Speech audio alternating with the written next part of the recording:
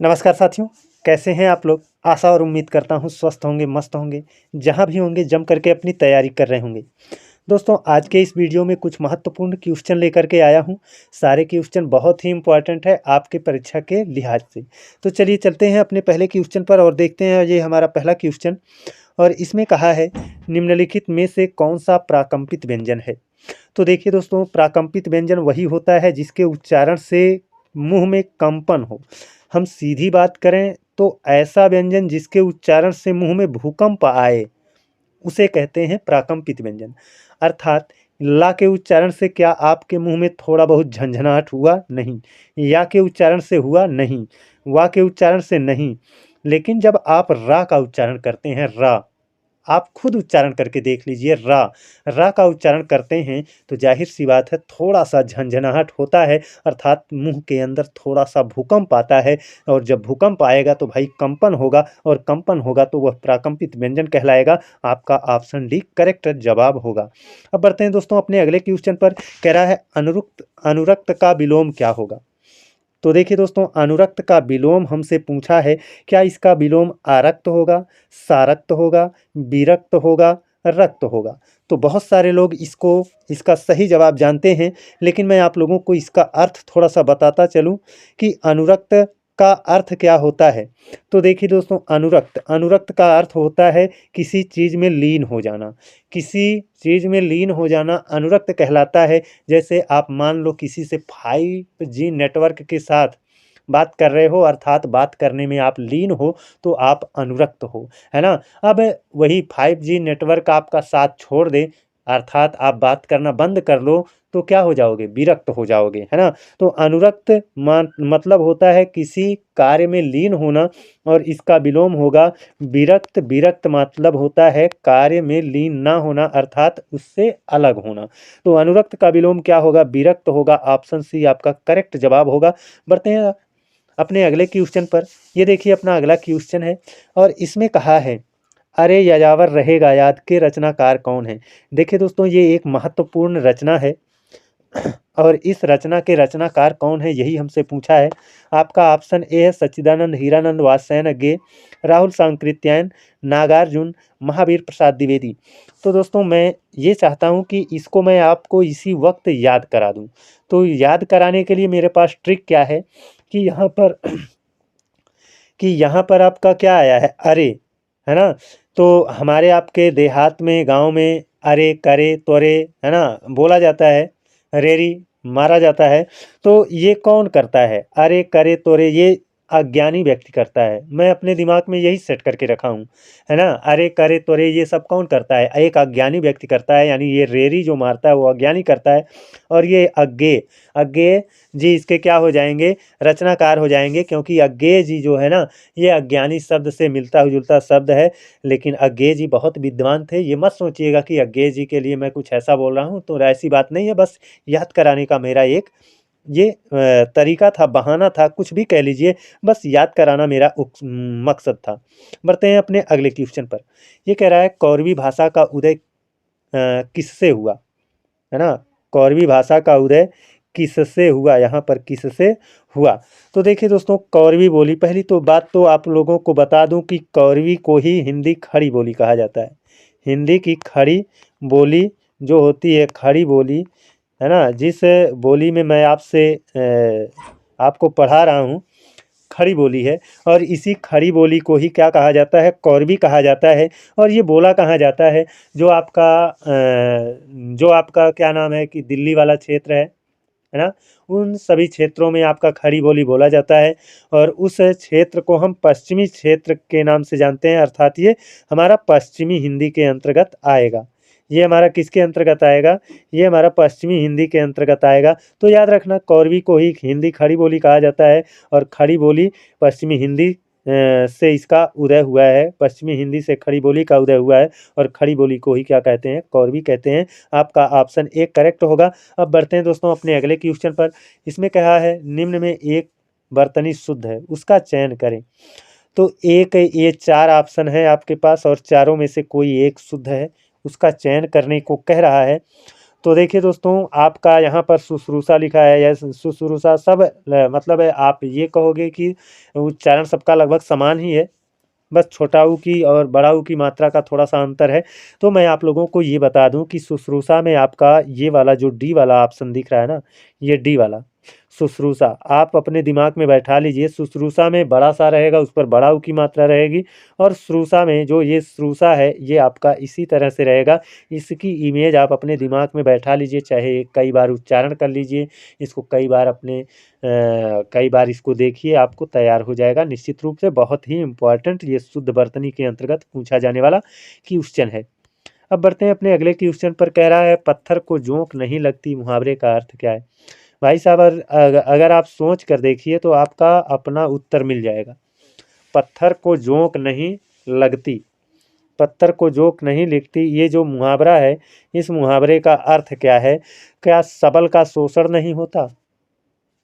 मजबूत चीज आसानी से खराब नहीं होती? दो धूर्तों में, यहाँ पर चाहिए में, दो धूर्तों में प्रायः टकराव नहीं होता, इसको काट दीजिए। दो धूर्तों में प्रायः टकराव नहीं होता, और हाथी पर कोई प्रभाव नहीं होता। तो देखिए दोस्तों, इसका जो सही जवाब है ना, वो ये है कि हाथी पर कोई प्रभाव नहीं होता। हाथी पर कोई प्रभाव नहीं होता, अर्थात उसको आप चाहे जैसे रखेंगे, उस पर कोई प्रभाव नहीं पड़ता है। हाथी पर कोई प्रभाव नहीं पड़ता है। निम्नलिखित शब्दों में से किसने स्वर नहीं, किसने नहीं, किसमें होना चाहिए।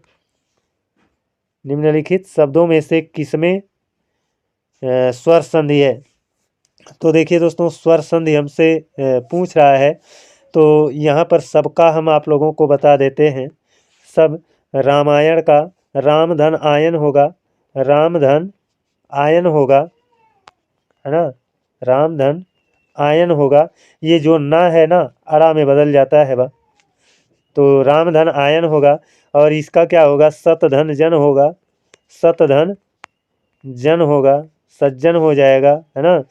और और ये तपोगुण है, तपह धन गुण होगा, तपह धन गुण होगा इसका संधि विच्छेद। और अतएव है, अतः धन एव होगा, अतः धन एव होगा इसका संधि विच्छेद।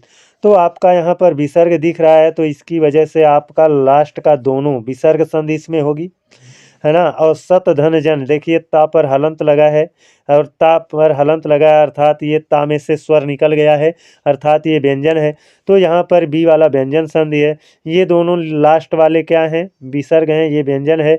और राम धन आयन, राम में आ और आयन में आ, दोनों आ मिल करके बड़ा आ बना लेते हैं, और वही बड़ा आ तुम्हारा माँ के ऊपर दिख रहा है, इसीलिए इसमें क्या होगा? स्वर संधि होगी।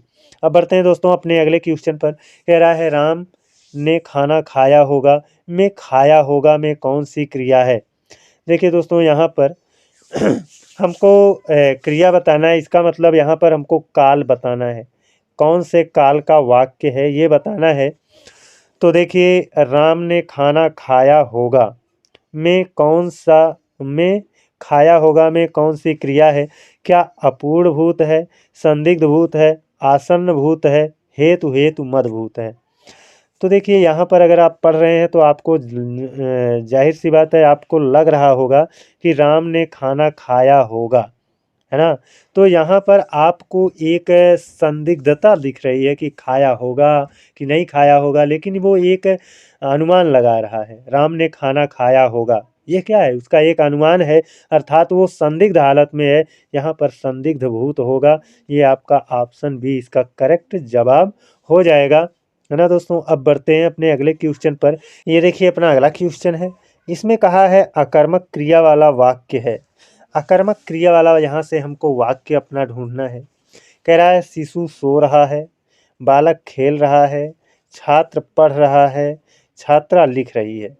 तो देखिए दोस्तों, जो अकर्मक होता है उसमें कर्म नहीं होता है, और जब कर्म नहीं रहेगा, है ना, जब कर्म नहीं रहेगा तो हम क्या करके जब प्रश्न करेंगे तो उत्तर नहीं मिलेगा, है ना। क्योंकि क्या करके जब हम प्रश्न करते हैं तो उत्तर मिलता है जब उत्तर मिल जाता है इसका मतलब कर्म मिल जाता है, और जब क्या लगा करके हम प्रश्न करेंगे उत्तर हमको मिलबे नहीं करेगा तो इसका मतलब है कर्म नहीं मिलेगा। इसी से हम अपना पहचान कर लेंगे। तो देखिए यहाँ पर हमारा हम ऑप्शन डी की तरफ से चलते हैं।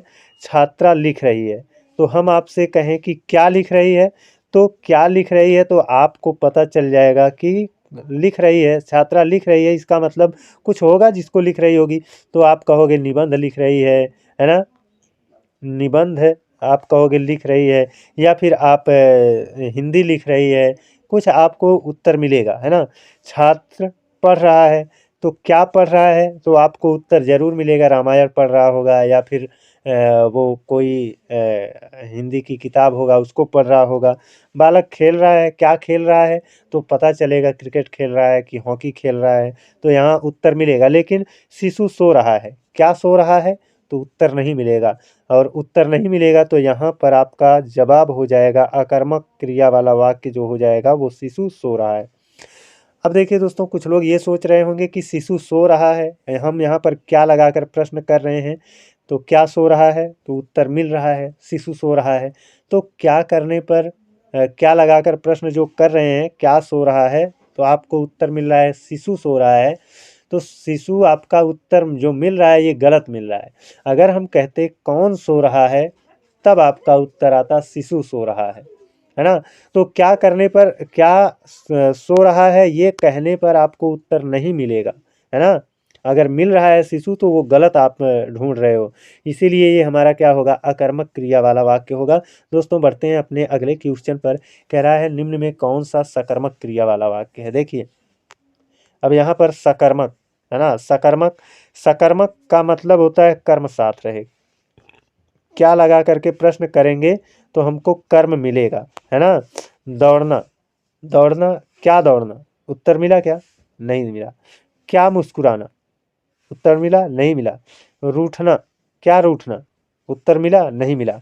पीना, क्या पीना आप कहोगे पानी पी रहे हैं या फिर जूस पी रहे हैं, ऐसा कुछ कहोगे। अर्थात पीना हमारा क्या है, इसके साथ कर्म लगता है, और जब इसके साथ कर्म लगता है तो ये हमारा सकर्मक वाक्य होगा।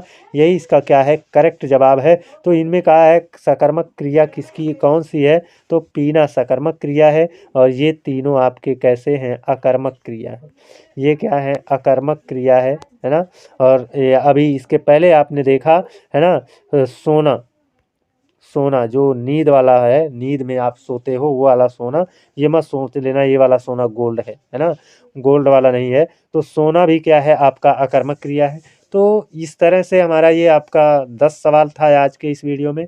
कैसा रहा हमारा वीडियो आप लोग कमेंट करके ज़रूर बताइएगा। आज के लिए बस इतना ही। जय हिंद, वंदे मातरम।